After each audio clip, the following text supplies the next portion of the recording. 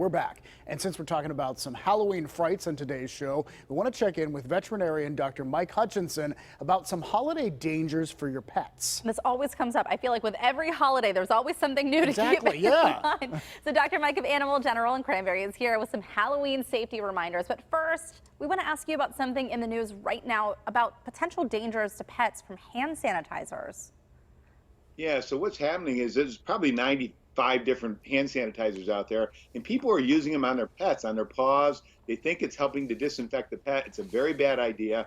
I mean, if they were to ingest a little bit or lick a little bit, it's not going to kill them, but it can make them very sick. It's alcohol, ethanol, methanol, and if they got too much, it could be deadly. It's bitter, so I don't think pets are going to eat that.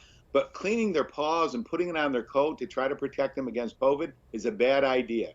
Soap and water works beautifully. The coronavirus is very easy to disinfect, so you don't have to worry about using hand sanitizer on your pet. All right, so soap and water is the answer, bottom line there.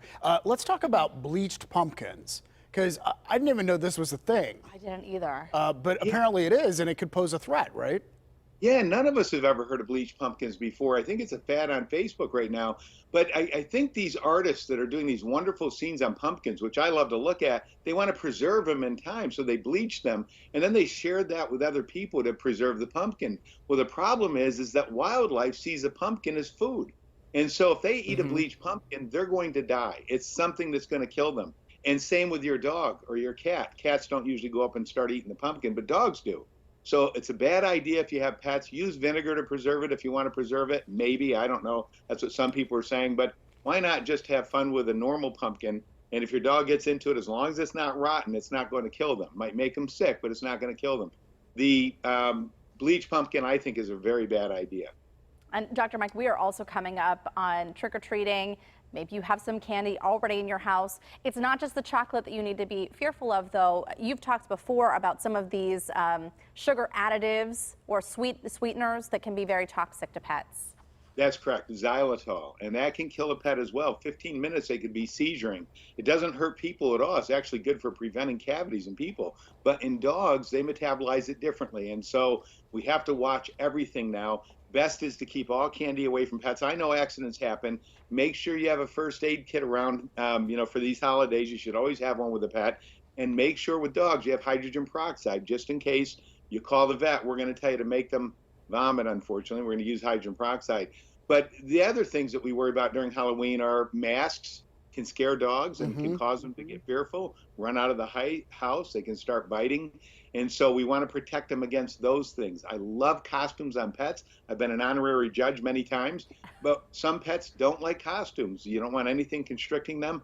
One of my favorite costumes of all time was a black lab that was a reverse Dalmatian. They put a non-toxic paint on the dog and made white spots over the black Labrador, and it was incredible. It won every contest that was in.